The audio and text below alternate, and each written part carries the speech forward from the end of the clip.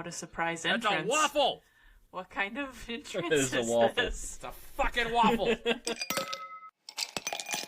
Praise be to God, and greetings to our fellow friends of the First Reformed Christian Minecraft server.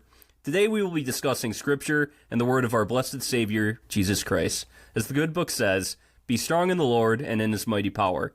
Put on the full armor of God so that you can take your stand against the devil's schemes. For our struggle is not against flesh and blood, but against the rulers, against the authorities, against the powers of this dark world. Ephesians 6:10-20. Kelly, my sister in Christ, what art thou imbibing on this Sabbath day? Amen. Amen. Oh, yes, Today, amen. my brothers and sisters in Christ, I'm drinking a Japanese lager straight out of Ohio. Columbus, I believe. Yeah, Columbus, Ohio. Apparently there's this brewery called Wolf's Ridge Brewing. And this is called their Hanoki Japanese lager. And it's extremely delicious. I got it on a recent trip to Vivi, Indiana, where we stopped outside of Cincinnati. Is it VV or Vive? It is VV, but it's spelled like Vive. Okay. We stopped at this crazy market called Jungle Gyms. So shout out to all the Jungle Gyms fans out there. It was quite the experience, and I could make a whole separate podcast about it. But it's not about consumerism. It is about faith. And my brother in Christ, Cole, what are you drinking on this evening or morning? Yeah, so I'm drinking a fresh Indian Pale Ale with tropical hops. I'm going the beer route, guys. I drink a lot of whiskey this weekend, so I'm taking a little break, maybe a day, maybe two. But I'm on the beer train this evening, so let's throw Praise back. be. Yeah, praise be the blessed waters that bring me sustenance. Kevin, you're up next, buddy. Praise be. I'm a dying reverend with a mystery illness, so tonight I'm having Pepto-Bismol and whiskey, because Pepto-Bismol and whiskey apparently is the cure-all for everything. So One coats and one burns it away. I think it's a great combination, yeah. So here we are. I don't know if I introduced myself or not. I'm Kevin K. Konkonachek, and I'm drinking whiskey. But actually, before we get off this, I'm drinking actually a really good whiskey. I had a friend who come back real quick. A friend who recently came back from the Bourbon Trail, and they toured the Old Forester Distillery and found this bottle of 117 series, which is the High Angel share, which means that certain barrels of bourbon are subject to evaporation more than others. So during the aging process, a significant amount of the barrel can evaporate. When that happens, those barrels are not have enough bourbon or liquor in them to release in their own big batches. So those turn out to be more flavorful and get released in these small batches that often don't get into retail and get are only sold in gift shops. I know that was a lot, but it's a really great bourbon, and it's 110 proof. So I feel wonderful. Am I and understanding this is going to be a really good this one. is like the keef of bourbon?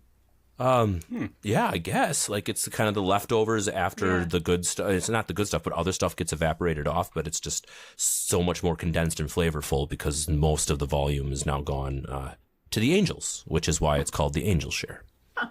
Yeah. Angels And, be getting drunk. Oh, and joining me, our lovely co-host, or actual host today. Yeah, main host. Eric. I'm Eric, and I went to my reverend and asked for some of the blood of Christ, but unfortunately he said he was all out of that, and he only had the mayonnaise of Christ. I don't know what he made it out of, but here we are. That's cursed. That is cursed. Wow. That is absolutely cursed. I'd like to remove that from my ears. Yeah, I don't need to know about the mayonnaise of Christ ever again, but...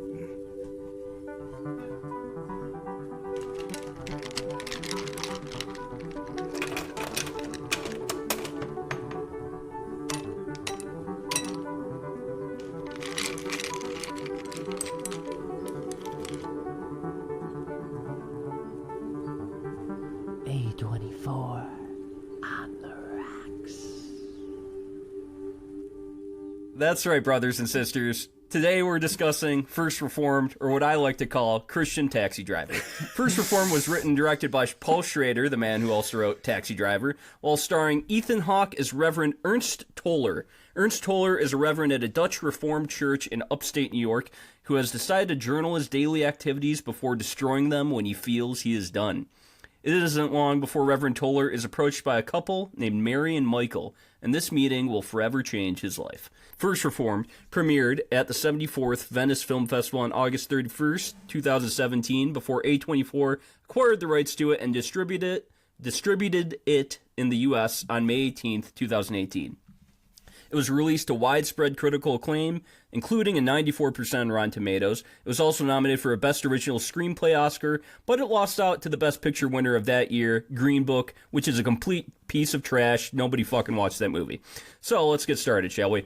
Kevin, when you first started watching this film, like the first 10 minutes, I know you knew nothing about this film before you watched it. What did you think you were getting into? So my first observation was a technical observation, which was the frame aspect, and it was the same. I don't remember. It was 4x3, 5x3, something the same as a Ghost Story. Yeah. And that was my first 4x3. So it was like my first, like, ooh, we get an artistic approach to this film. And I really enjoyed Ghost Story. I thought it was one of my top tier A24 films. So I was immediately excited. Then kind of going into it from there, we start moving into the church. And for me, I was born and raised Roman Catholic. I went to private elementary school, and church was a huge, huge part of my life for a very long time. So for me, it feels familiar, regardless of my personal beliefs now. So I knew that there would be commonplace for the subject matter, and I was excited to kind of see what that felt like. I recognized Ethan Hawke, and I was like, oh, I like this guy.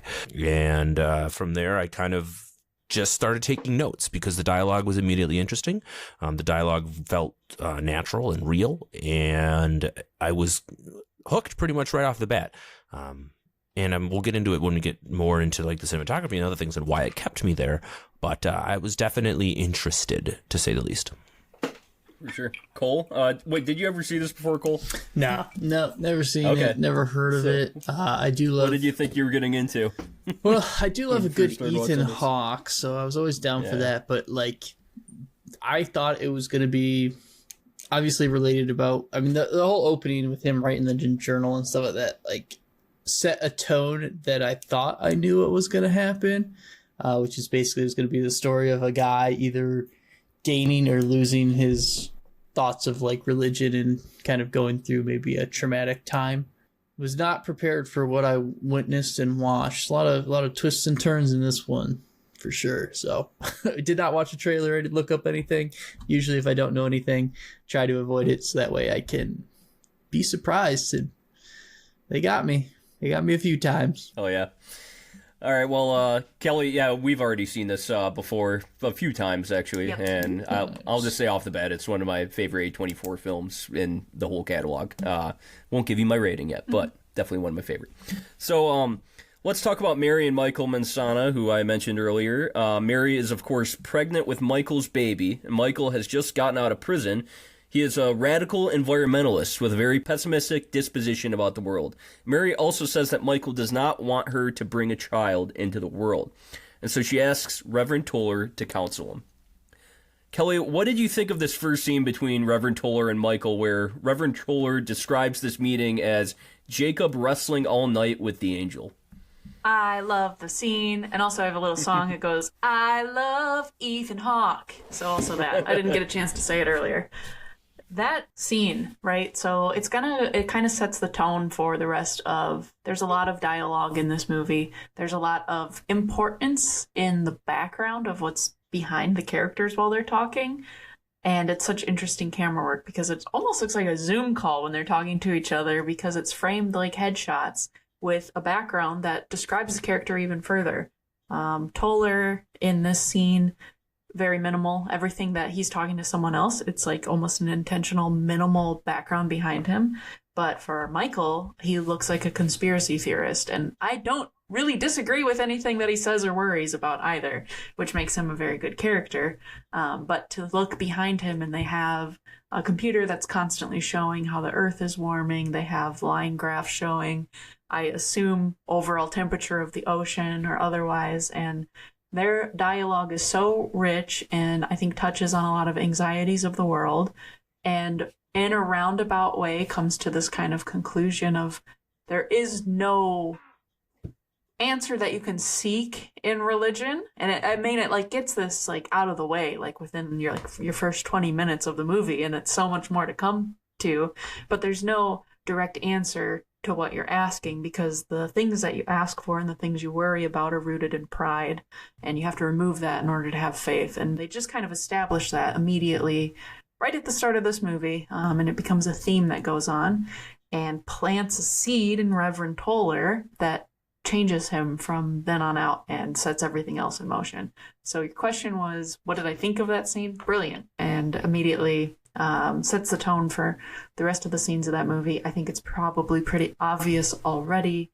I do like this film, so I'm going to be talking praises and singing to God above about it every time you ask me a question. So, yep. And yeah, that scene within the first 20 minutes is almost like a huge flap to the head. It like establishes all the themes of the film, and there's so much philosophy spoken.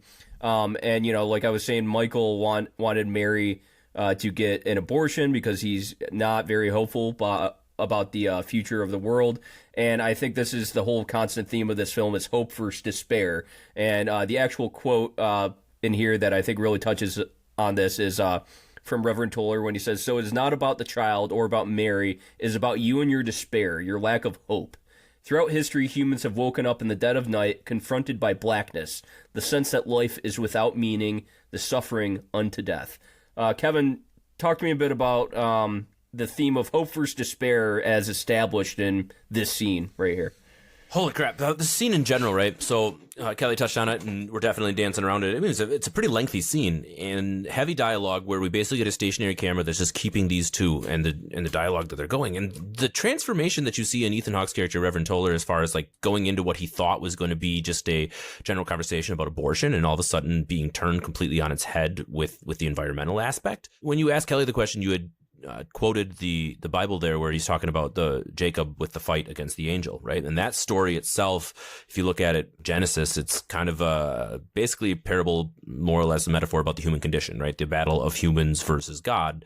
And that's clearly the theme of this film in this sense. We've got humans and their desire to destroy nature versus God and his desire to keep nature. And we see that theme throughout the entirety of the film. Like, you know, what's the line is, will God forgive us, right? I think that's, and it's super important. And I know you were asking me about hope versus despair, but they set this up so perfectly so early in the movie. Like it's like you're going to watch these two and they're going to lay out exactly what both of them go on to do throughout the rest of the film in such a small, succinct time. Like Paul Schrader does such a brilliant job writing this scene. Like it condenses just a magnitude of different emotions and topics, and this idea about despair versus hope. And like, I know we're going to talk about this scene next, but the conversation is the reason why Michael does what he does, why he leaves that conversation and makes the decisions that he does right afterwards. Whether Reverend Toller wants to feel like he was guilty or not, his description of there is only despair, and that's kind of essentially you just have to deal with it and find a way to work with it. That hope is, you know, don't really believe in hope. It has a lot to do with it. So I loved the scene. I loved the dialogue. I thought they did a really great job in talking about the idea about courage and despair and showing human emotion while doing nothing but talking. And you wouldn't assume that would be great in a film, but for some reason this one just does a great job of doing it. So wait, I'm taking from you that you think Reverend Toller was in despair during the scene. I thought it was more like Reverend Toller, he was the hopeful one speaking in the scene, and he was trying to give hope to Michael. I think deep down, Reverend Toller's, the things that he's dealing with, we find out that he is sick almost immediately, right? We see the scene of him urinating blood, so you know that's something he's been dealing with. So I think that deep down, his entire, and especially with the death of his son and the divorce and his whole life falling apart, just because he's a reverend now does not mean that he's not in complete despair. And I feel like he knew that the idea of abortion was on the line, so there's something greater in the sense that he's trying to protect a life. But he knows that he's not healthy inside, and he's just trying to do what he's asked to do. He doesn't even want to be there, right? If Mary doesn't come and ask him to be in that motion, he's not going to go out of his way to counsel these two. He just feels like that's his job as the reverend of a tourist trap, essentially, which is just crazy in its own right? If you think about why he's there to begin with. Yeah. And what he actually says, too, is wisdom is the ability to hold two contradictory thoughts in your mind simultaneously, hope and despair. A life without despair is a life without hope. Holding these ideas in your head together is life itself.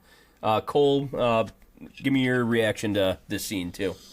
Yeah, I thought it was a very well-written scene. I think they shot it and just it held my attention. I mean, Ethan Hawke did a great job, but the writing really, I think, shined in this scene and kind of started peeling back the layers of what we were kind of getting ourselves into, which is kind of that religion, like environmentalist, and how, you know, they talk about how if religion jumps on the environmentalist bandwagon, maybe they could do some more good and stuff. But that whole conversation, I mean, you're talking about religion, you're talking about the death of a planet, you're talking about abortion, you're talking about some like really heavy topics and discussions that really were, I think, handled very well and written very well. I didn't necessarily see what Kevin talked about initially, but as he kind of explained and looking back at it, I think I definitely can see how Reverend Toller definitely was not okay and was just kind of basically going through the motions, hoping that he could just pass through and move on. But I don't know, it was a very good scene. It definitely set the tone in terms of expectations of the writing and whatnot. I almost feel like Reverend Toller was kind of lost before he met Michael and sat down with him for this conversation. I think it actually ignited a whole reason for him to like keep going, and maybe not keep going in the sense of like, I want to, you know, keep living at all costs, but it gives him a reason to die for something all over again. And it almost, I feel like it makes him find his faith. Like it makes him wrestle with his faith a lot, but also makes him find his faith again in a weird way. Would you say it makes him wrestle with an angel, as Jacob did? Yeah, Jacob exactly. was renamed by God to Israel, which means one who wrestles with God. Yeah. And before we move on from the scene, sorry, there's a few things also revealed about Reverend Toller, including the fact that he was a soldier and his father was a soldier before him, and he convinced his own son to go to the war in Iraq. And six months later, after his son joined the army, he was killed, and his wife left him too. Kevin, how do you think this plays into Reverend Toller's psychology? Everything. It absolutely dictates 100% even the reason that he became a reverend in the first place. And I feel like there's absolutely, you know, no one can quantify the death of a child. It's different for everybody, no matter what you do, and especially if you take it from a movie perspective, right? And so I think Reverend Toller, prior to the death of his son, is probably a 180 different person than the Reverend Toller we see in this film. I honestly believe that. I think that he probably used the church as a way to escape whatever guilt that he was feeling like he had to, or nowhere else to go. I mean, your child dies, your wife leaves you, and all that's left is the question why. And oftentimes people turn to religion to answer that question. Why? What's out there? What's after death? Things like that. So I do think that his personality and his moral beliefs and the way he kind of approaches everything is definitely tainted and changed because of the death of his son in such a violent way. Mm-hmm. All right, well, moving on to this next scene here. We immediately see Reverend Toller's urine is dark brown, and then he wakes up and dips bread in scotch for breakfast. That's just gross. And then we go to a scene of Toller giving a tour of First Reformed Church, and we later hear that people call it the souvenir shop because it's pretty much a tourist church, and so that probably plays in on his, I would say his pride a little bit. But we also hear later that this was a stop on the Underground Railroad, and that the Reverend here would help, the Reverend then would help freedom seekers escape slave catchers and, you know, get them to freedom in Canada. Now, I think this is actually like a huge theme of the film, is the intersecting of social justice and religion, and how some churches, at least, used to be very progressive and active with social justice, but that's like much more rare nowadays, as we see eventually by the Abundant Life Church. But Kelly, talk to me a bit about how this film kind of comments on the history of religion and social justice. I think that this film is definitely touching on the difference of like cultural Christianity versus like historic Christianity. the megachurch of the Abundant Life, which seems to be the main church, and then the souvenir shop's the satellite, even though that would have come first.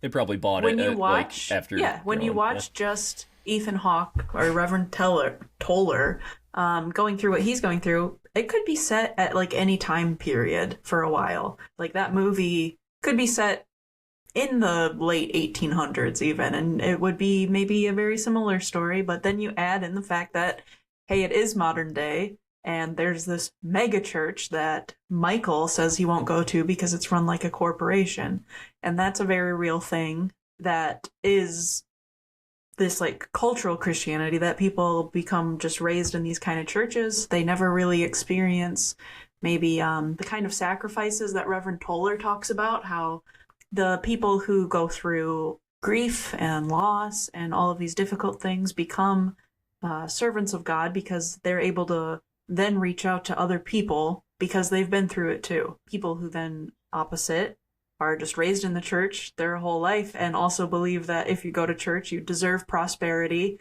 And then if you aren't getting prosperity, it's like the teenagers in that youth group, which let me just say the youth pastor with the like faith and like charity or whatever it was on his biceps tattooed was an awesome character. But like those teenagers say like, oh, so like being a Christian's a loser now, right? Like that's a whole different type of Christian than like how Toller won't let himself feel any joy anymore because he's forever repenting for these sins that he thinks that he's committed by his son dying, which he had no control over. So it shows like both sides of these kind of ways to be a Christian. And it's not like I'm not hinting that there's a right or wrong answer.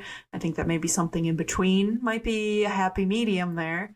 But it just goes to show you can take the good book and bend it to whatever kind of philosophy you want to live for your life. I think this movie does a good job of that. And it just like, it is something that's so real in America that there are like Christians that could be like way back then. And then there's ones that just are like shrugging and being like, yeah, he died for my sins.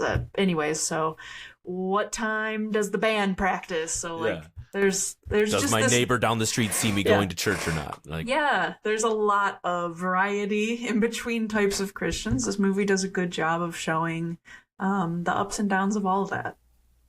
Yeah, it's funny you say that this movie could be placed in a different time, at least the Reverend Toller scenes. Yeah. Because Paul Schrader did say this was inspired by Ingmar Bergman's Winter Light, which was more about, it's almost just like, it's very similar to this film, but it's about the anxiety of nuclear war instead of the anxiety of global warming. So, interesting there. Cole, talk to me a bit about kind of how this film comments on the intersection of religion and social justice. Yeah, I think this one does a very good job of kind of shedding the light on something that I think I don't recall, I guess, ever seeing any type of media, like entertainment, like film or anything like that kind of shed a light on it, which is the intersect between these like mega churches that are being built and funded by some corporations that definitely have a political agenda, and to kind of use that and that leverage to continue to, get the goodwill of everyone, right? Like these, or like a corporate agenda too. Exactly. Like obviously in this one, it's I don't even know what the company does. Some type of chemical oil type. Bulk Industries. They like own a ton of different stuff, and I think part of it's chemicals, oils, and and they've basically funded. He's in the energy industry. Yeah, energy. There you go. They funded this mega church. They're funding this 250th anniversary. They're clearly heavily involved, and it's very clear that they're not involved for the religious aspect, right? Like the first time we're introduced to the big bad guy from the corporation, he immediately sits down and talks about why would they have a political agenda, and they're doing almost like a Earth Peace or Greenpeace rally, when in reality Ethan Hawke's character, the Reverend, was just doing what Michael wanted, his last wishes, and they were honoring that. And that's how a church is supposed to be. It's supposed to just honor the wishes of their members, and that's what he wanted to do, so they did it. And obviously that got skewed and became quite political, and I think I mean, it was definitely a political message by Michael, but the church is just there to be a church, but not when they're funded and supported by a large corporation that is going to skew the viewpoint. And I mean, I enjoyed how the guy said that, the EPA got, in the Superfund site said it wasn't hazardous anymore, which is... After we had just seen what it looked like, too. Yeah, it's like, it's not hazardous anymore. They changed it. It's fine. The EPA organized it. It's Superfunds. Yeah, and it's how many of those real-life douchebags are there out there? Yeah, and I went to school for environmental engineering and worked with the DEQ on Superfund sites and stuff, so I'm well aware of it, but it's, you see a lot of these large corporations spend money on the politics versus the fixing of the problem, because it's a lot cheaper usually if they can just get the Clean Water Act or something slightly changed or adjusted or amended for them, so that way it's now considered clean and they don't have to do anything instead of actually fixing it. So, and that's clearly what happened in that site. So.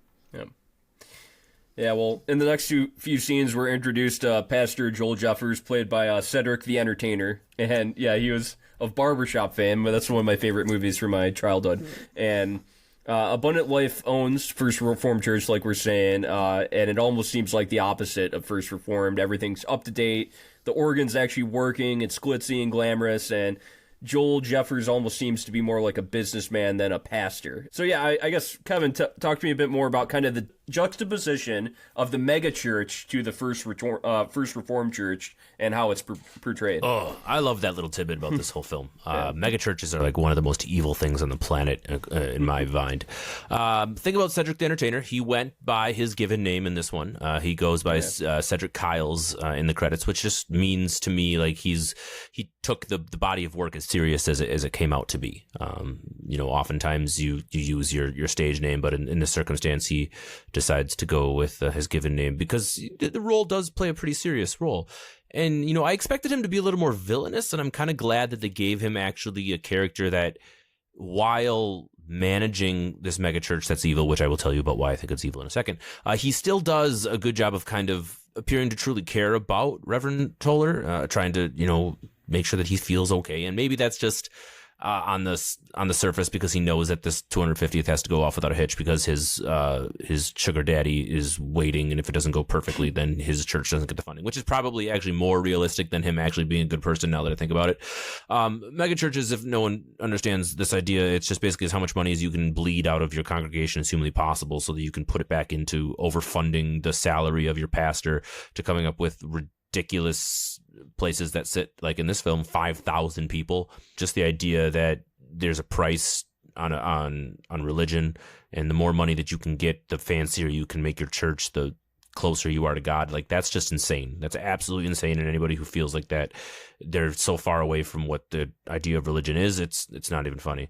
And I think that's also why Mary and David's characters are so like easy to relate to, I guess, because they understand that, and they're like, I just want to be where there is religion, not necessarily where there's all of this money. I think that they did a really great job of juxtaposition. Yeah, the juxtaposition between the two was fantastic. Even from like Reverend Toller being like, I have to be the maintenance man for everything, versus like calling somebody from their church to come over and fix it. And he's like, I don't want to keep doing that. Like it's essentially it's embarrassing. He feels, and you had mentioned it earlier, but this idea that he's literally a tourist trap reverend is just crazy to me. Like, how does that make you feel, right? Like, you literally just like, you exist because you're historic, and you're only still there because you make money for this megachurch, which it's all about the money. It's all about, generating more funds for this, that, or the other thing. I don't know how it would be to watch this film if I was a religious person, or if I attended a megachurch, or even just any church in general. I'd like to hear from someone like that who watched this film truly being a religiousized person. Religiousized. Yeah. Okay. I still consider myself a Christian. I went to a church not too unlike First Reformed. Okay. A small Southern Baptist church. And I went to my friends' mega churches, and I was like, whoa, we're in the future. Their like youth group size alone was bigger than the church that I grew up in. But watching it, it's just when I was even watching it with Eric, it's the fact that there's these religious debates, theocratic debates, I think There you you go. could say. Theocratic sounds right. That's what makes you almost ignite your faith. I finished watching this movie again and was like, maybe I should find a church to go to, like, because it's these kind of like debates, these like wrestles that go back and forth, and also dealing with very current problems too, that like reignite what it is in you that makes you still feel it. Otherwise, you can get like how I think Toller is, and we've kind of touched on at the beginning of this movie. He is just sitting in it and just existing, and it's not until he talks to Michael that that fire kind of relights, and maybe he uses that religious energy towards something that he wouldn't have otherwise, but he's also stuck in his grief. And I don't think he ever worked through it. So I think that's what his journal has to do with everything. But he's also quite prideful, which I find interesting. And that's why he won't go see the doctor. And that's why he has all of this like self-doubt in his own journal while he's writing about the words that he uses, and is very self-conscious about it. And going back to him talking with Cedric at the other pastor, even when he's like, what do they call that place you go to? Is it the, and he's like, yeah, it's the souvenir shop. Yeah, that's what it is. A man who doesn't have pride doesn't respond that kind of way. It's all so interesting. So as somebody who I consider myself a Christian, I still love this movie. It doesn't feel demeaning in any way. It just feels like there's like a fire that reignites, I guess, reconsecrates. Sure. All right, well, we'll come back to kind of these themes of religion here, because obviously there's much more to talk about there. But, we also learned that, it's going to be the 250th reconsecration of First Reformed. That's coming up in 8 weeks when Pastor Jeffers and Reverend Toller first speak. But we also meet a woman named Esther, who seemingly had a short relationship with Reverend Toller after he was divorced. But Reverend Toller does not want to pursue this relationship. Cole, talk to me a bit about the character of Esther. She comes across as like a very uptight person. She just wants to take care of him, though. Yeah, I mean, she definitely cares about him. I think she's lonely. Yeah, take care of him. and wants that companionship. She's one of those kind of, she's not like a driving force or anything like that, but she's a reoccurring character that shows up and kind of provides some of that additional context and shows someone caring about our Reverend and wants to see him, be healthy and successful. And she is also the one that kind of opened up the can of worms in terms of spilling all of his health issues to the rest of the team, so to speak, and which he did not appreciate. But her character, big HIPAA violation. Big HIPAA violation. Yeah, we love a good HIPAA violation.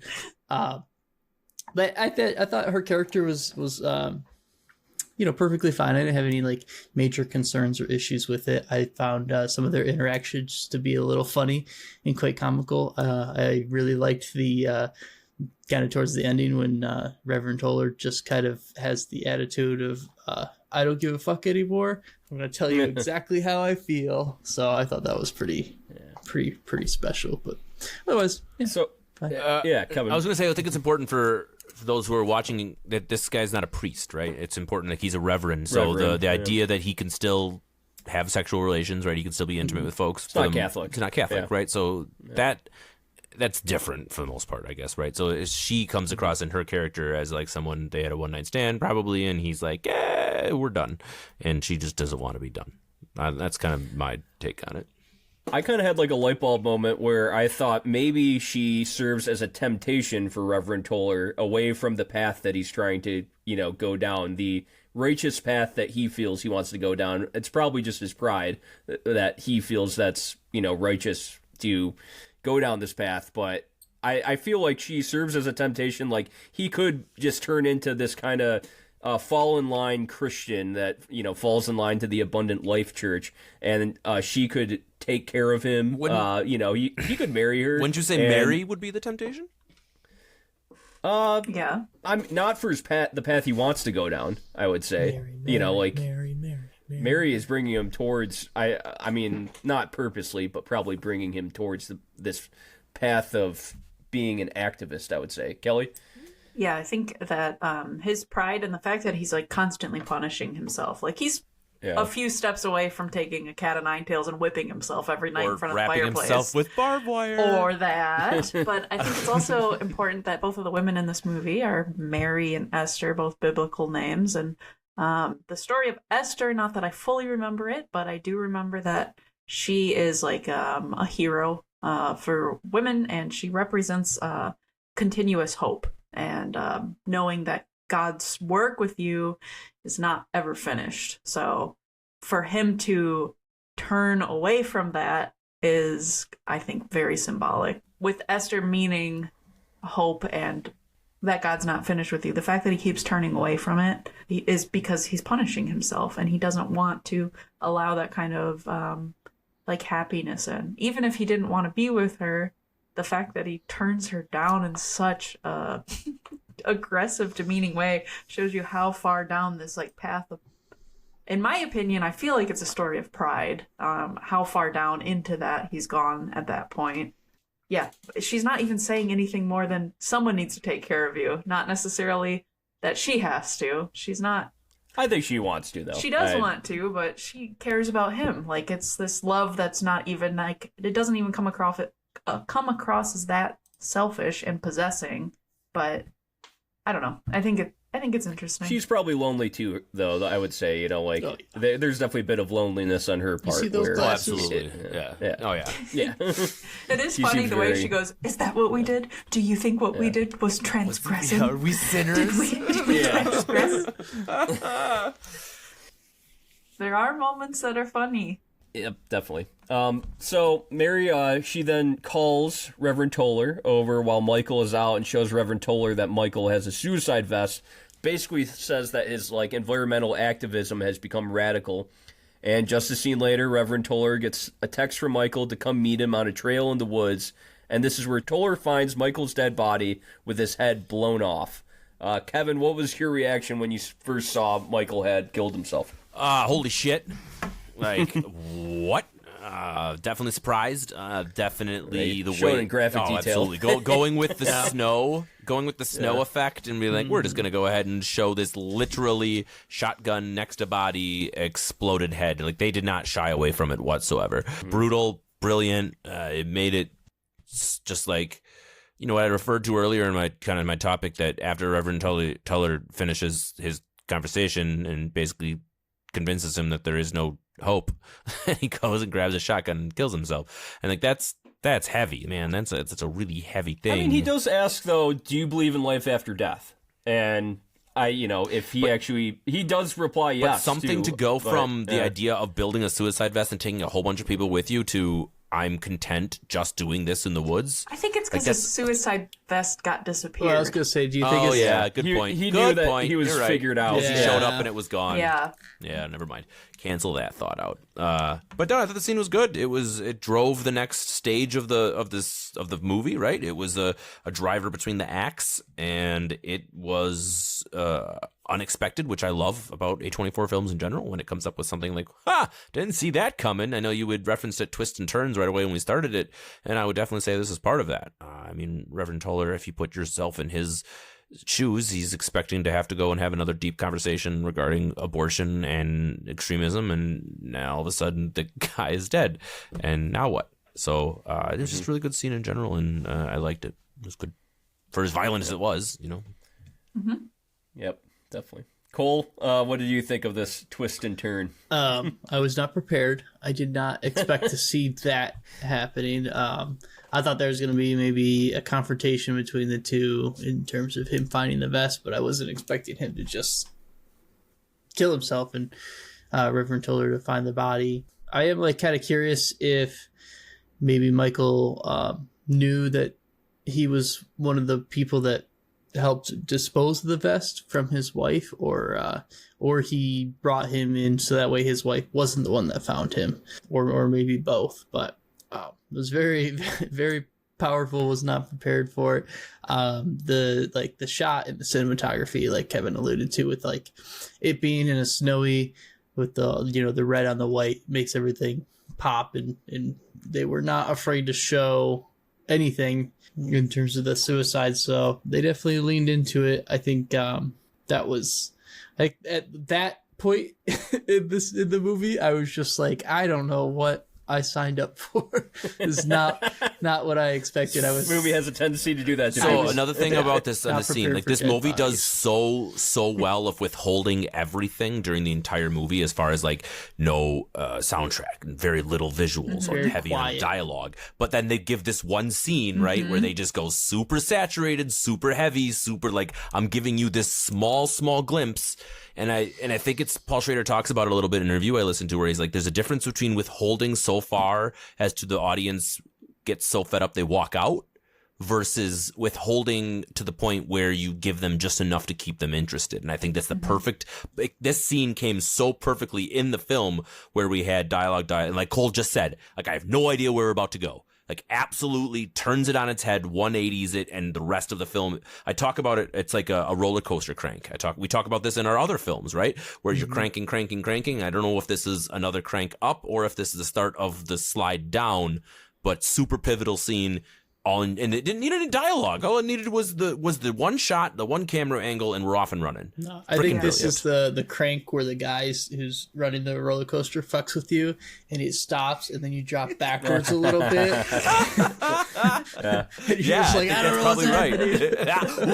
Right. Or you're just stop. Yeah, Ethan Hawke, he just does such a good job right after. Like, you can tell he's deeply affected by it, but he's not saying much at all. He's trying to keep his composure. Let's talk about that. Like, Ethan Hawke. Eric and I were talking about, because I was saying, like, this fucking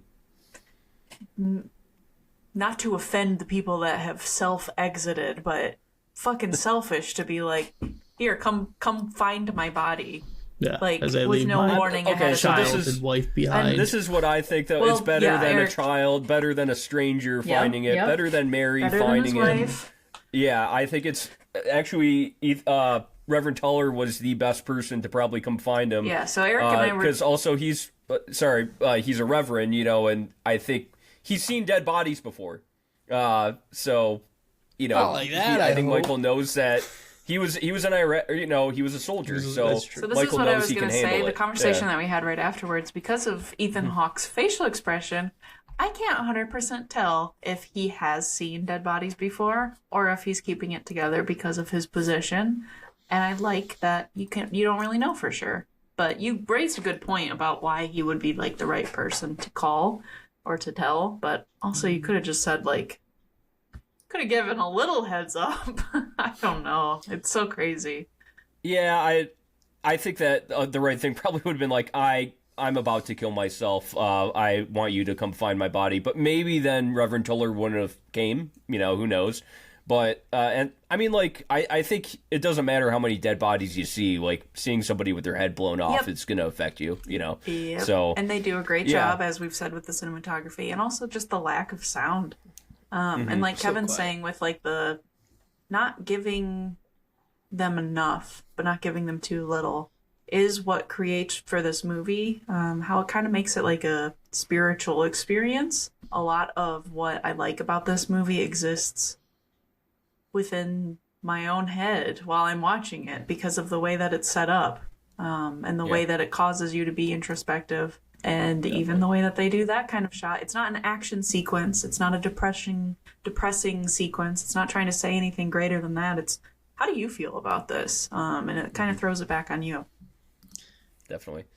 And yeah, I think Michael was just ashamed of that the suicide vest was found. I actually think he's like, too. I can't believe I ever even got to this point. And he's like, I should kill myself before I hurt somebody else. That's what I got from it. Obviously that and deep depression. Cole? Yeah, I also just wanted to kind of touch on, can't really recall, I'm sure there are, but another movie where I feel like every time there's a suicide in a movie, the person gets called over and then there's like a big dialogue of them talking back and forth about, don't do it, should I do it, I'll go back and forth, and then they eventually shoot themselves.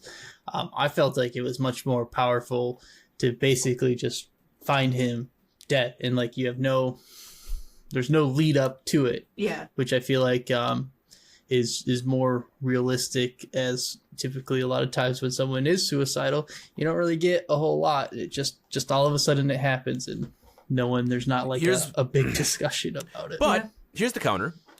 He knew he was going to kill himself. He absolutely knew 100% that he was going to do that. He wrote his own funeral song. He wrote his own will and testament. But no one else knew. Yeah, no one else did. Yeah. There you go. Right. So I guess that... no, good point. That doesn't really change my point too much. But I guess we're going to move on. Ethan Hawke, what a job. Holy shit.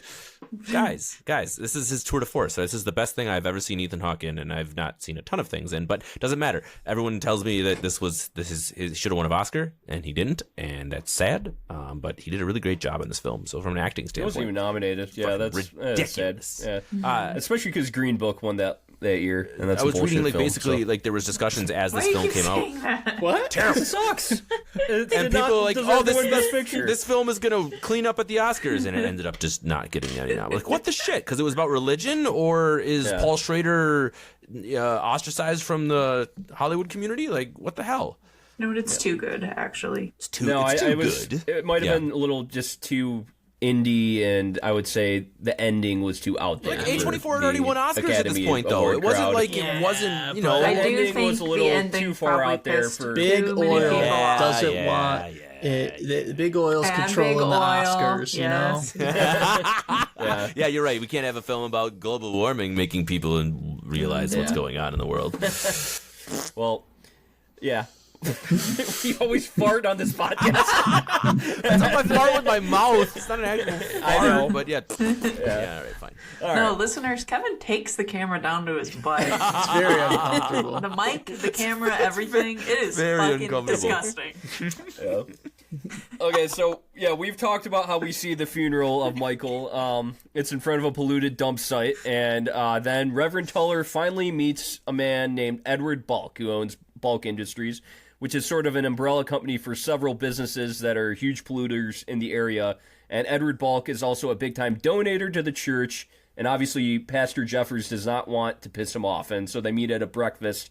Cole, talk to me a bit about like the tension here between Reverend Toller and Edward Bulk, and I mean this whole what Michael was doing, obviously seeing his dead body and the whole cause of that he was trying to fight for, and then meeting Edward Bulk. Like, I think this is set up so brilliantly. So talk to me a bit about this scene. Yeah, I mean, I think they do a great job of, like, you're seeing Ethan Hawke's character, the Reverend, kind of going through, kind of questioning some thoughts and ideals, and he's, you know, dealing with kids questioning his, you know, why does my dad he's such a, you know, good Christian, but he's been out of work for 3 months and all this stuff. And then he sees someone that is so, I guess, so like deep in the belief in that he's willing to essentially kill himself for the cause, for the environmental impact. And then that kind of pushes his character, Ethan Hawke's character, kind of over the edge to where he starts, I think, getting into it and diving into it more and more. When as soon as he kind of, that death happens, they switch to that, him meeting kind of the big bad guy of this guy who runs the chemical company that, almost in a way is the reason why Michael died. And, you know, they sit down to have a nice breakfast to talk about the 250th, revival. Is that what they're called? Reconsecration. Yeah. And he just comes out swinging about how we're not political, and the fact that you did this this funeral for this guy is, you know, terrible and a slap in the face and all this stuff, and you shouldn't be doing that. And I loved that his character just took that and went right back at the guy with all the Bible verses and all the environmental impacts that they've done and all the terrible shit that guy has. And he just, that guy gets like shut down, flustered, and gets real pissed off to the point where he's just like, shuts it all down and threatens everything. And Cedric has to step in, and just that whole insults the Reverend, between, right? He's like, you should look at yourself, Reverend. Yeah. Yeah, like, dives right into it. He's like, okay, you consoled him. And then he killed himself. Mm-hmm. But I was just like, he met him literally one time. Like, there can't be anything that one person can meet or can say in, like, that one meeting that would have just led him to killing himself. Like, you know, it's, I mean, him saying it was his fault, that was such a fucked up low blow. So it bad. is. Yeah. Yeah. Yeah. Did anyone else recognize it was a Neil Young song when it was being sung? No. I didn't at the time. I was like, I think this is real, but I didn't know it was actually. Yeah. And this definitely connects to the scene. It was just a few scenes prior, that church group scene, where there's a girl that said, her dad lost her job and he hasn't been able to find a job for 3 months. And, she wonders, is God doing this on purpose to him? Why is he doing this if he loves God so much? And Reverend Toller says, there are some church people, good Christians, who make a connection between godliness and wealth, but that's not what Jesus teaches. That's not what he lived. There was no dollar sign on his pulpit. There's no American flag either.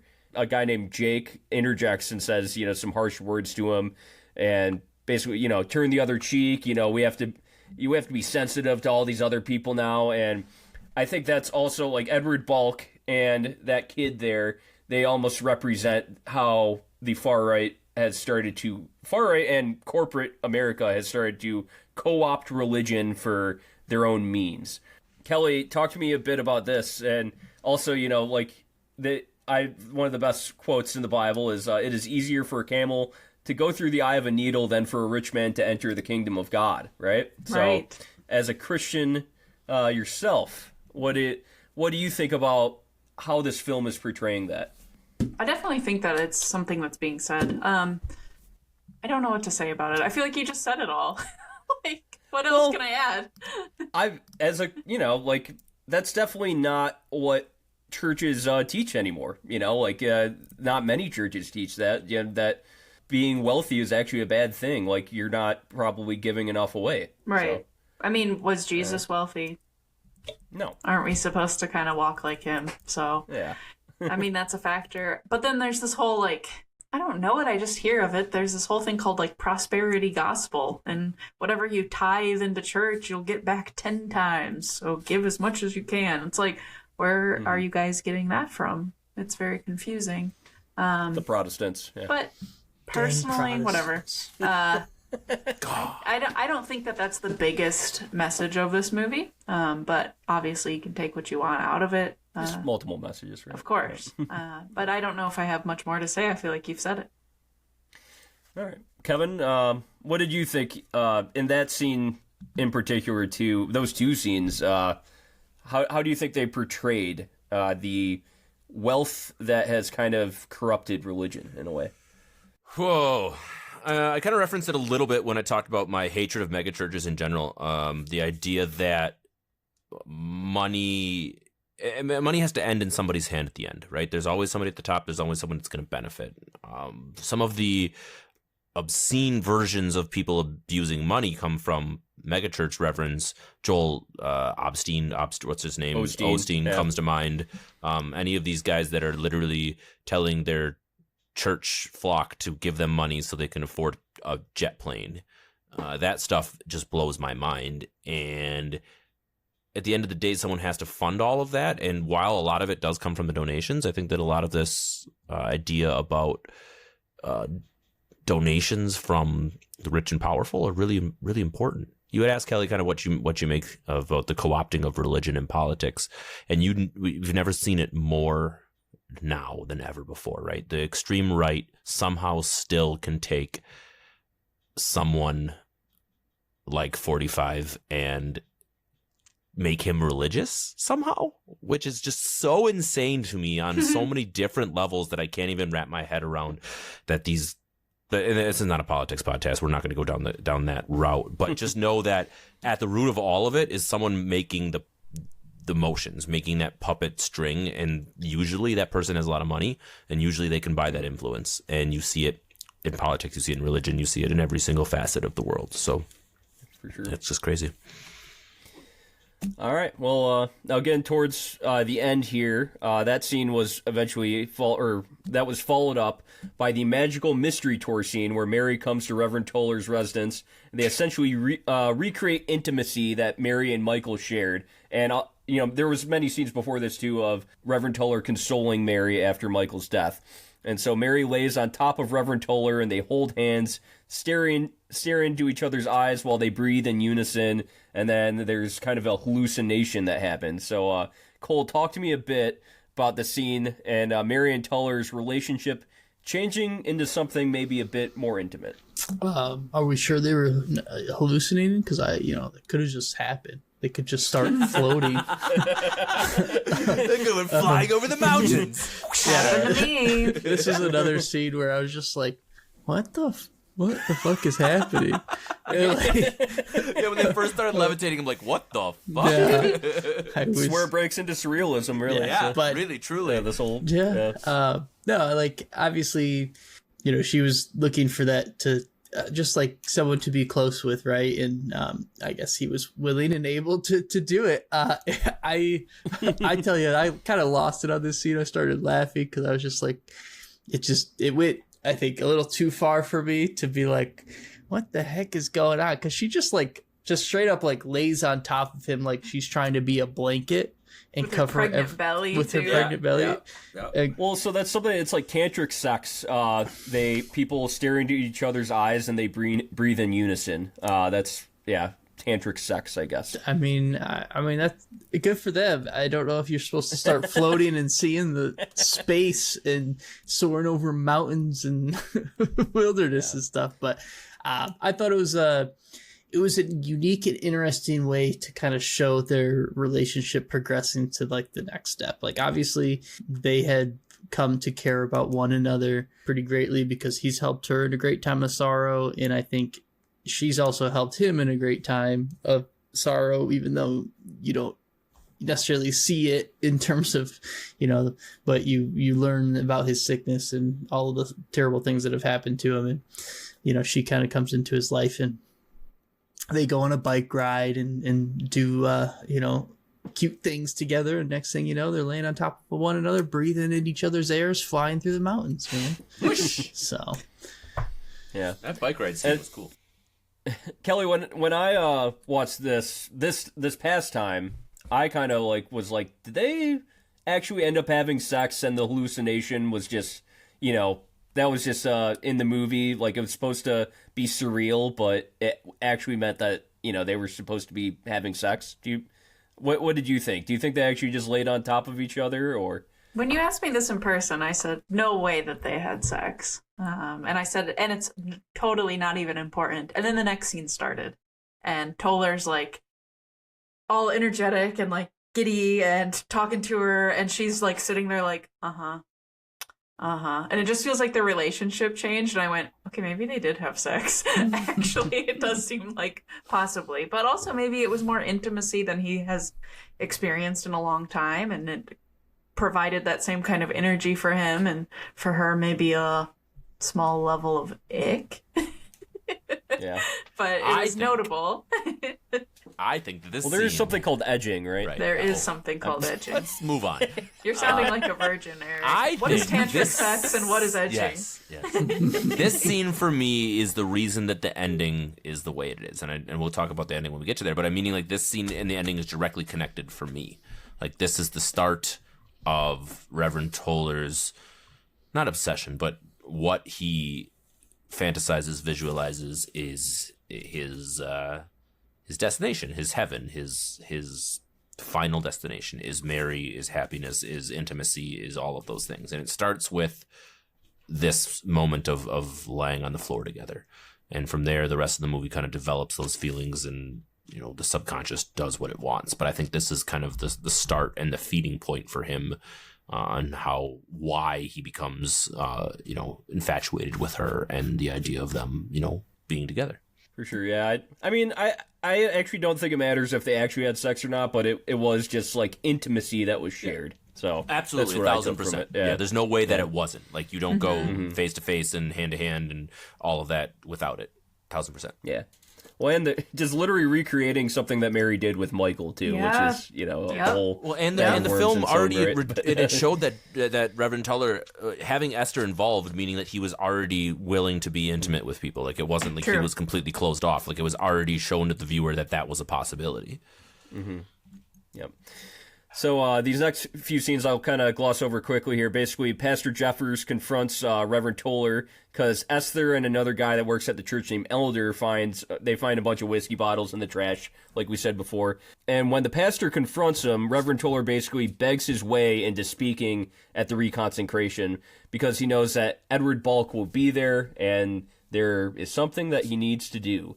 So, Kelly, talk to me about like kind of the scenes leading up to the final scene here, where we also get, Toller is stalking Edward Bulk. We figure out, he goes on a tour to Bulk Industries and then also stalks him, finds him at a restaurant too. Doesn't say hi to him or anything though, but and then also, this scene with Pastor Jeffers where he's like, somebody has to do something, it's such a good culmination of his radicalization too. So talk to me a bit about these scenes leading up to the final scene. Well, he took like his religious fire and gave it to environmentalism and keeping maybe Michael's dream alive because he enjoyed his conversation so much. I love the scene when he is stalking Bulk and he's at the sushi restaurant and then writing in his journal like, tonight I had miso soup and salmon. I think it was salmon. That is so Taxi Driver. And there's a scene of him driving right after, too. Such simple pleasures. Yeah. Why do we deprive ourselves? And I'm like, oh, he's starting to sound like a villain. And it just like, it's almost like a montage. And the music is heavy at this point, and you're just like, you're syncing with him. And I think that that's the biggest thing, is that this part becomes so heavy and so, like, we're falling. And you're like I said, it's this like transcendental spiritual experience within a movie, which is crazy and very pretentious sounding to say, but it is. I feel this part of the movie in my gut where it's just like, he's going to do something really radical. And I don't think I fully understand why he feels he needs to do that. And I don't think he fully understands why he feels he needs to do that, except that his life isn't going to go on much longer, and he wants to go out with a bang because, in my opinion, he's a prideful man, and even if he won't acknowledge it, he wants to go out for some kind of greater good, and he has access. And honestly, that's like the two things that somebody needs in that kind of scenario. I also want to shout out the sound design. So earlier with the suicide scene, the fact that there's no sound when we see the biggest impact of gore. And then the other point, I think, where the sound becomes so important is when he is looking up. There's also something about this with the access to the internet at this time. I think that the modern age really comes into play for him, because if you have any kind of anxieties, and this movie tells us when you do have anxieties, that comes from pride because you think that you have the ability to change anything. That's what Pastor Jeffers says. I find that kind of an interesting thought too, and it's all thought experiments. It's not like you have to hang on to it. Can't always be in the garden, right? Yeah, you can't always. Even Jesus wasn't always in the garden. I love that. That scene was brilliant. That scene was really good. Brilliant. Oh, but what I was gonna say is, also, I think that there's some commentary about having access to the internet. You can find out more about anything you feel anxious about at any time, and does it help or does it not? And in this case, getting back to my other point about sound design, sorry, we're going so many layers into this point. I know! But what it is, this is how my brain works. What it is, though, is when he's looking up, he doesn't know what like a suicide bomber looks like. And most people probably wouldn't, but we have access to the internet now, and you can watch it if you want to. And he does. And the sound during this whole part of him sinking is so bassy, muted, heavy.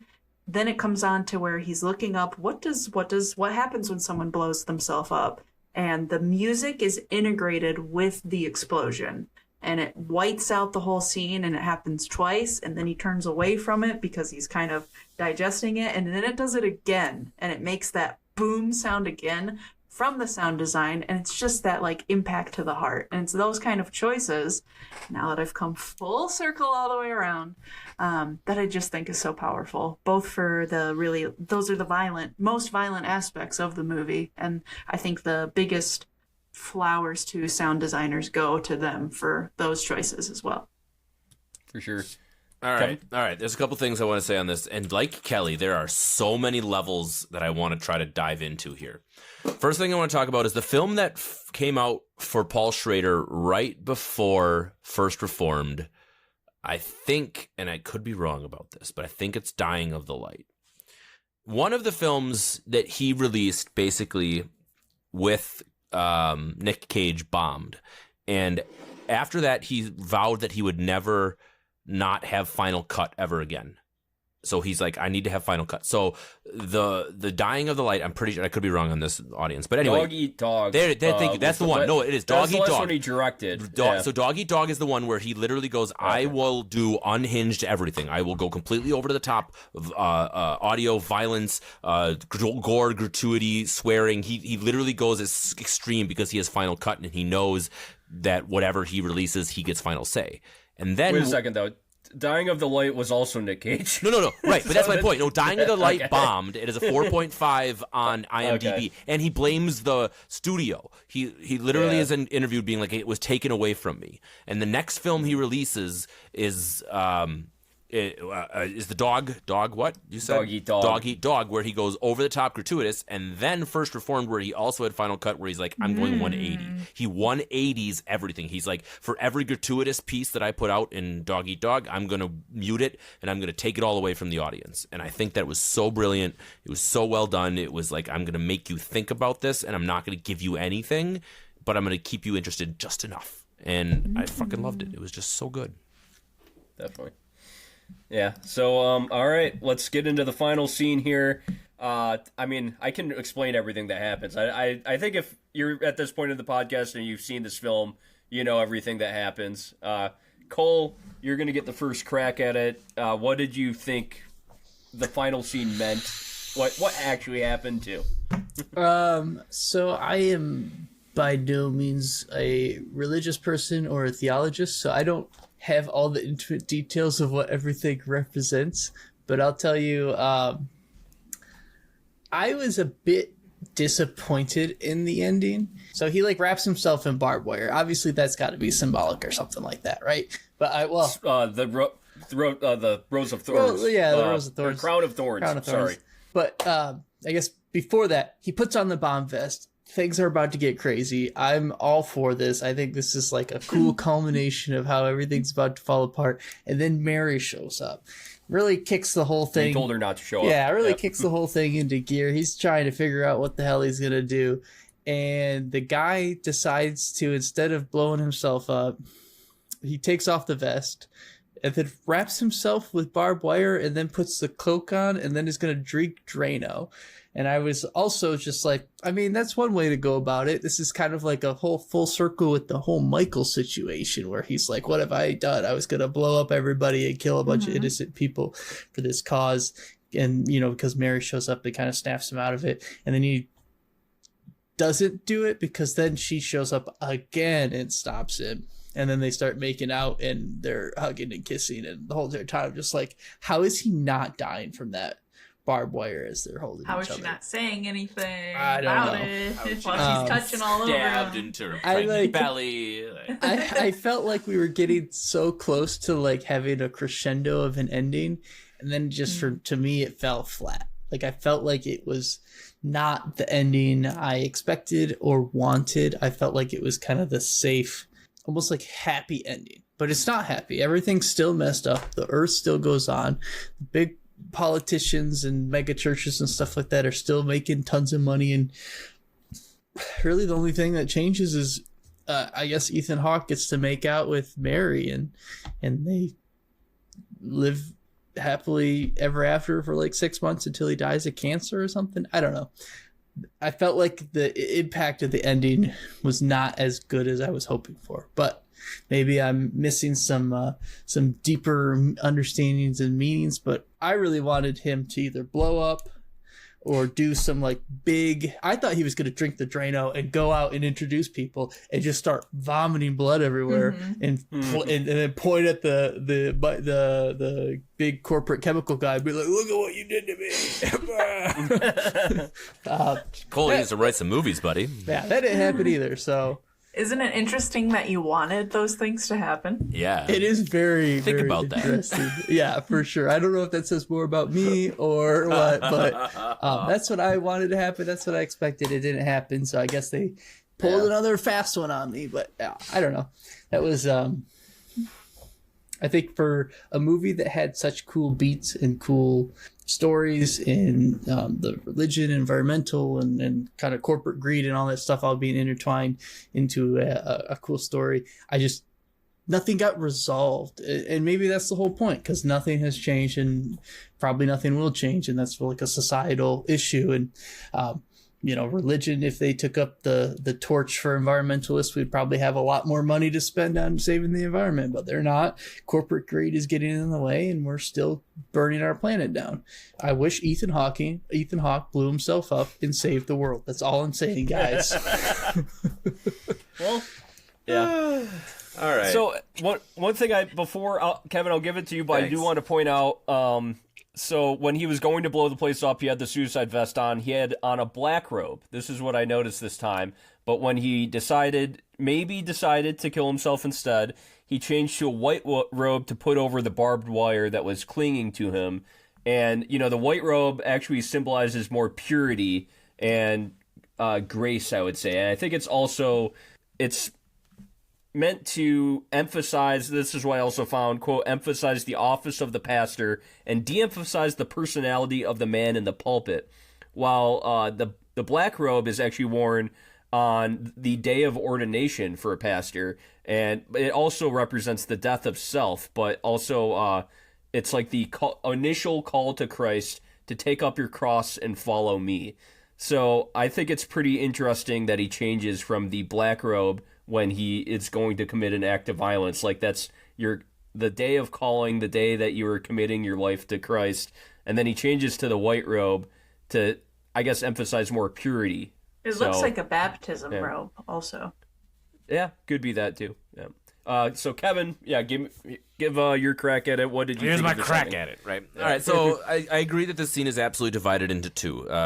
When he tells Mary that he doesn't want her at the ceremony, you'd kind of get that vibe right away, right? That's the reason why, is that he's about to do something crazy. And the juxtaposition between the way he was before she shows up and the way after is brilliant. Like, the way his acting goes from manic and like anxious and like, I can't believe I'm about to do this and I might be second guessing myself, to immediately that scene where he grabs the robe and screams into it after realizing that Mary is there. I felt in my soul, like, you could just hear, even though it was muted, you could just hear in your head that scream, that pain, that insanity. Like, I can't believe this. All of my getting myself ready to blow myself up and kill all these people is now gone, and now he has to make a different decision. So, how much do you love how loud the sounds of his footsteps are on the hardwood floor during all of that too? Right, as he's kind of like pacing around, like we're talking about the sound editing, like brilliant, like the littlest things that just make you go, oh. And then the scene changes. Then we get into what I believe happens is he simply goes into the mode of what looks like suicide looks like. So Kelly alerted to it earlier when we were talking about the flagellation, right? The idea of beating yourself up from a religious standpoint. And I think that's where the barbed wire comes in. It's kind of like that continual pain for your maker. But there's also maybe a little bit of, I know this is weird, but the sexual gratification, in the sense that the way this ending moves into very shortly after that point. So it might be a combination of the two things. Then he grabs the drain cleaner. I think he truly just drinks it right there. That's the end. He drinks it and starts to die. During that time period, as he's dying on the floor, you hallucinate whatever may have you. You're dying, and you see DMT trip. You see your what you want most in the world, which in this circumstance for a reverend especially is just a very long, passionate kiss with someone you care about, who just says, "I'm here for you. I love you. It doesn't matter what's going on." I don't think there's any happy ending. I think it's very clear in the sense that there's no, she doesn't react to the barbed wire. There's no bleeding. There's no extra, whatever. It's moved on past that now to this surreal moment. And especially because we already had this super surreal moment with the floating over the mountains. This movie has already showed that hand in the sense that it embraces that. So there's no reason that the ending shouldn't be exactly that as well. And, Paul Schrader goes on to talk about he wanted that. He wanted the two endings. He wanted someone to be able to take it at face value and literally, or he wanted the ability to someone to take it from a surreal aspect, even to the point where he was literally, before they even released the movie, was polling people to see if he could get to a 50-50 vote in the room to people who thought it was truly ending with the reality of the barbed wire versus the death in the Drano. So he did just a brilliant job. It was totally intentional. And I will say that when it happened, I went, all right, what the fuck? Like I immediately had like a visceral reaction of, Jesus Christ, we just went to end. But then I remembered I'm watching an A24 film and it was totally on par. And I was like, that's fine. And then I started digesting into it and doing all the other parts. But it was just, I've said this so many times in this film. It was just like really well done in general. And I just really enjoyed it. It makes you think about it for hours after. That's absolutely, what I think. 1000%. That's the A24 film they have a lot of these endings, and the thing is it sticks with you, as opposed to something that just ends very, like happily, or every end is tied up and, very clean. I think that these kind of open-ended endings will make you think about it forever. So that's what I personally like about endings like this. But yeah, Kelly? I don't think anyone ends a movie with a black screen and thinks, and everyone will be happy. True. It's a really... But yeah, what did you think about this ending? It's a really bold choice. I have to get my vegan soapbox in real quick regarding the barbed wire. I didn't notice it until this viewing of the movie, where the barbed wire comes from. Comes from rabbit when he gets the rabbit free from it, and then he kind of looks back and forth and goes, this seems kind of messed up that all these rabbits are going to die on the barbed wire, so I'll just clean this up real quick. And then it comes back out again as like a last minute kind of alternative. And I just found that was really interesting. It's when he starts to care about the environment, maybe the little choices that we make that cause every other being, as he describes it. All of us are creatures of God, right? Including endangered species and the trees and everything else. So I feel like he's having maybe a little awakening right there, that everything's kind of imbued with the same will to live as a lot of people have. I think that there's also something being said about the fact that suicide begets suicide. So when Michael chooses to take his life, people who kill themselves don't really think about the impact that's going to happen afterwards. They're in so much pain they don't see another way out. Something that should be said is it affects people that are still around. Of course, your most intimate loved ones, but also people who only know you like tertiary, and people who maybe have just met you. And I don't know if Toller's end would have been a suicide had he not come across Michael, had he not had those conversations with Michael and everything else. So I think that in the case of Michael, his suicide is not an impulsive one because he makes all of these plans. But I do think that Toller's suicide is kind of an impulsive one. Maybe due to the fact that he's chronically ill, with no way out, it seems, or will to change it because of his situation. But I just think that there's a lot of commentary and a lot to be read in there, and it's not like I'm saying I have all the right answers.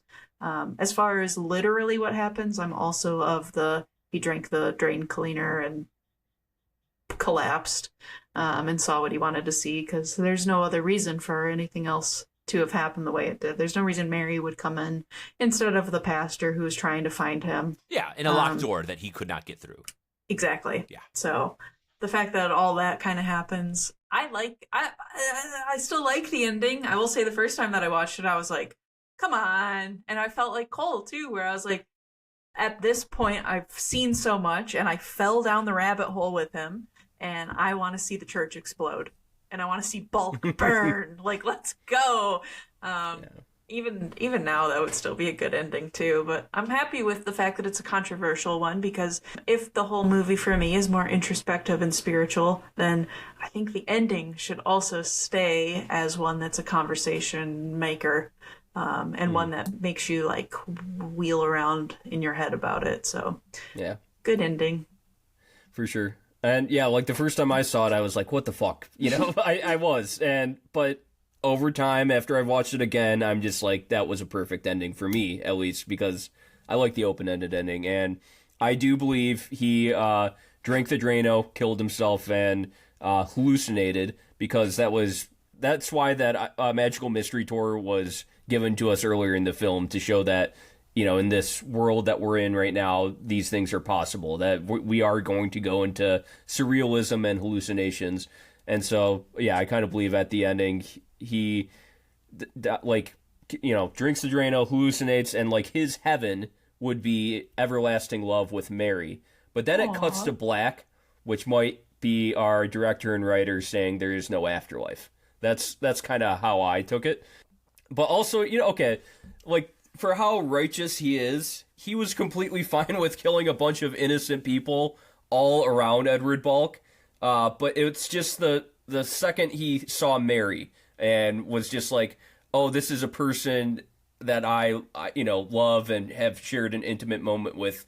Now I care enough to not kill all these innocent people. Yeah. So that just shows how prideful he is and self-righteous in a way he is. So this is what makes this character great, though, is that he's definitely not a hero, although he probably thinks he's a hero, and he's an anti-hero in like the greatest sense, and it's a complex character, which I love, you know. And yeah, that's definitely, I think that ending, if it wrapped up, I mean, okay, like, let's say he went in there, blew everybody up, I still think this movie would have stuck with me, but They could be so metal. But this ending makes me think a bit more, like, did it actually happen? I'm not sure.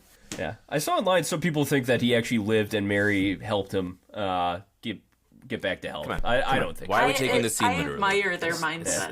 There's no literalness Yeah. to this. Like that implies that Mary like they hugged and all that stuff. It was like, what's on your chest? And then he's like, oh, I wrapped myself in barbed wire. And she's like, Yeah.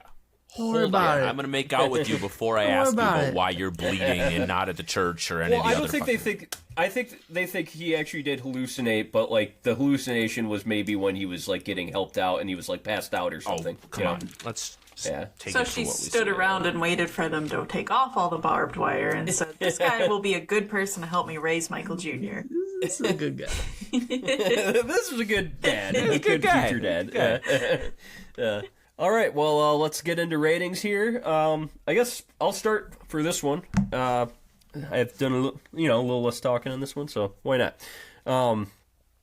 So yeah, the first time I saw this movie was in theaters, and it was one of like the better cinematic experiences I've had in a long time. This was back when a art theater around Metro Detroit called the Main Art was open. It was my favorite place to go see indie movies, and saw it there, and I was blown away by it. It stuck with me for days. I needed to know, what did I actually take away from the ending, and that's the reason we all love A24 films. I think is a lot of the time it's these mindfuck movies that leave you with having something to digest for days on end.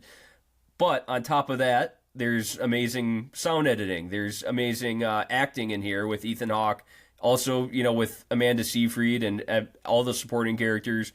Great job. It's exactly what I thought, or what I said at the start of this review. It's like a Christian Taxi Driver, except Paul Schrader's the director and not Martin Scorsese. And I think it does as good of a job as Taxi Driver does. It maybe even on par with it, in my opinion, as being as good of a film. And watching this back like 6 years later now, it like really holds the test of time, especially like with everything, basically getting the themes that this film proposes, they've just gotten worse in 6 years of time too. Mm-hmm. Like they're getting more and more serious, and the threat level is getting bigger and bigger. So this film is going to stand the test of time long after Paul Schrader passes away. I think people will look back on this film and just be like, yeah, this was a work of art. And yeah, for that, this might be one of my top 5 A24 films now that I think about it.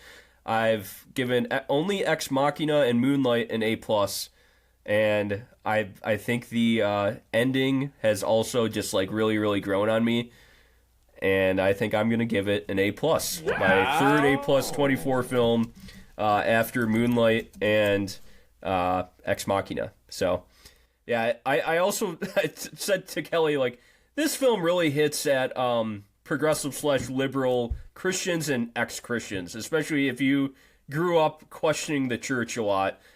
This film really hits deep in your core. That maybe it just hits me in a particular way. Cole, how about you next? All right. Yeah, I thought, again, I went into this film with no expectations. I thought it did really good writing, really good kind of like back and forth set pieces of, two people talking, like the Reverend Toller and Michael and their conversations, and then the diner scene with the three of the two reverends and Edward from the chemical company. Really, really good writing and just overall story.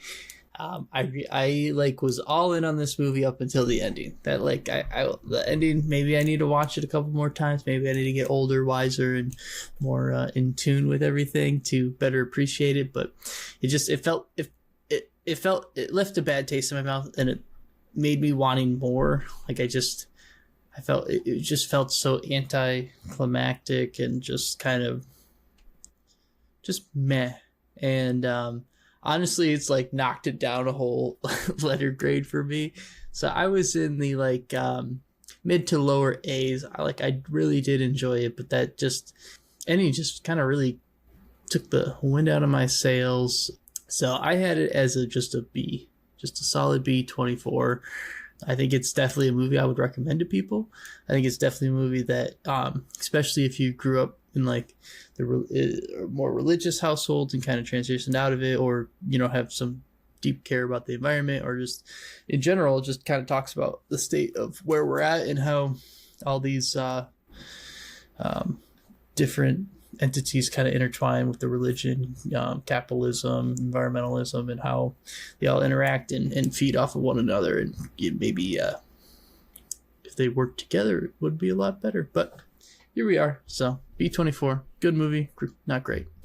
Kelly, how about you up next? We're going to mix the people that have seen it a few times before with the people that haven't. So. Oh my, me as an audience member and a Christian who cares about the environment, was I the target audience? This film is not Southern. What's the Southern? I don't know why I did that, because I drank beer. Senator, you like beer? Okay, anyways. Oh, God. What I was just writing down on my note was, will God forgive us for what we did to his creation? And I just love that that's the theme and question throughout this movie, along with other themes of pride, as I've said 100 times, and the different forms of Christianity. For me personally, these are all things that I'm deeply interested in. And I really like religious discussions. I like religious discussions of all types. I like that this is one that I can really kind of relate to. On top of that, you give me kind of a creepy aesthetic. This movie's dark. The cinematography of it lets you kind of watch what you want to watch in a lot of the scenes. Outside of the ones I previously discussed, which, as I've said in other episodes, I really like dialogue-heavy movies. This is full of it. So when there's dialogue-heavy, we have the clear shots of people, but otherwise we have a lot of wide shots. You get to watch like the character that you want to watch in that scene. These are kind of choices that I really like. On top of that, I've really talked about the sound design of this movie. Was something that I don't take notes while I watch these movies, but if I did, I would have put tally marks down like I was trying to get out of jail. Like there would have been so many times that I would have marked it down for good sound design. Acting was great. Pacing was great. I really love this movie. And if Eric asked to watch it tomorrow, I would watch it again, and then the next day I'd watch it again. I'd never think that I would get sick of this movie, and I would recommend it to a lot of people. Not everyone, though. It's not. We're gonna watch it with your mom and dad this weekend, so that'll open up a interesting dialogue. The only reason that I can't give it a perfect score is that I actually do not love the surrealism. I don't love the magical mystery tour choice. I think there's different ways that we could have gone about that. And as much as I talked about how the ending is a good ending, it's not a great ending. And I think that we could have just drove it home a little bit more in the end. And I respect the way that it ended, but I do think we could have done more overall when you have such a great movie going on regardless. The fact that Cole knocked it down a whole letter grade, I very much respect. I won't do that just because the theme, I rate these very personal to me on top of everything else. It's not like I work on movies or anything. I'm just a person who likes them. And so personally, I still like this movie, but with this in mind, it has to get knocked down from a perfect grade. First Reformed from me gets an A24. One more thing I want to add is I know I really like an acting performance when I laugh throughout the film at just like the smallest things that they say. Like when I watch Daniel Day-Lewis and There Will Be Blood, I'm just like laughing the whole time. I'm like, this is so fucking brilliant. Like, and yeah, I kind of do that with Ethan Hawke in here. This was a performance of a lifetime, in my opinion, too. So anyway, Kevin. Here we are, coming on hot. I don't know, coming in last, coming in whatever you want to say it. Okay, so I really enjoyed this film, but I enjoyed it like so many of these other films much more after the fact. Why does that happen with A24 films? I'll never understand. But like the discussion and the dialogue and the research and the way that it affected other people and hearing Paul Schrader talk about his own film and just all the other things makes this even a better experience for me. While I was watching it, I knew it was good, but I didn't think it was like the greatest thing since sliced bread. I didn't put it on the level of Ex Machina. I wasn't like, this is awesome. But now more we're talking about it, I really feel even a closer kinship to it than I did. I really want to watch it again at some point and kind of just give it a more in-depth feeling. I want to watch Dog Eat Dog. I was talking about this earlier, but like the trailer for that looks insane, and just the juxtaposition between that film and this film and how it was intentional between one end of the spectrum for Paul Schrader as far as a director and the next one just makes the subdued value of this one so much more intentional. And when you look at it from that perspective, where he was truly trying to withhold as much from the audience as possible, from a sound aspect, from a visual aspect, even from a screen ratio. We talked about the film ratio right off the beginning. I was 4:3, so it's shrunk in. It wants you to look at the people. It doesn't want you to look at a moving camera. It doesn't want you to look at anything else. It wants you to focus on the lines on Ethan Hawke's face. It wants you to pay attention to the little body language cues that they're given, but mostly it wants you to pay attention to the dialogue and the things that they're saying. This movie was written so well because Paul Schrader is brilliant at writing. We know this already because of all of his past work. He talked about it in the interview I was listening. He had this strange benefit of being made early in his career. He was mid-20s when Taxi Driver came out, and so he already made it big. He didn't have to do anything else. He was already a respected member of Hollywood. He was already a respected member. So nothing else that he was creating was really that judged because he had already made his name in the industry. So he was able to have that freedom to kind of expand and do what he wanted, and I think that you really see that in this film. There's a reason this is probably going to go up on the top third of our longest episodes ever, because the dialogue and discussion is just so in-depth, because there's so much to talk about on below surface level, which is why this film is so great, is because it's just, I've said it 1,000 times and I don't want to repeat myself too much. A good film begins when you walk out of the theater. I think that's everyone agrees that when you turn off that screen, that's when a good film starts becoming good, is when you start digesting it. And I think that this is really one of those that does such a good job of doing that. I do think that the ending initially hooked me a little bit, where I was kind of like, but for overall, I do think that this gets one of those grades for me where I really want to recommend to other people. I don't think it's getting a perfect grade for me, mostly because the topic of religion and the heavy-handedness and, like Kelly said, the surrealism, while appropriate, didn't leave me going, that was the best choice I've ever seen from a writer-director. I think that some of those choices maybe hindered it a little bit, and the heavy-handed nature of the topic itself is also a little bit difficult to swallow. For all those reasons and more, I think it falls kind of in that lower tier of the top tier, so it's an A-24 for me. But I really did enjoy it just top to bottom, and it was just kind of one of those really good films. So highly recommend everybody go watch this one, and go watch Paul Schrader's filmography, because he's brilliant. That's it. Well, thank you for joining our first Reformed Christian Minecraft server, everyone. Thank you for keeping the Sabbath as the Lord intended. And I will leave you with this. The nations were angry, and your wrath has come. The time has come for judging the dead, rewarding your servants, the prophets, and your people who revere your name, both great and small, and for destroying those who destroy the earth. Revelations 11:18. Amen. Amen. Please rate and subscribe. Destroy them all. Please rate and subscribe, and thank you for opening your ears to the words of our Lord. Thus saith the Lord. Amen. Amen.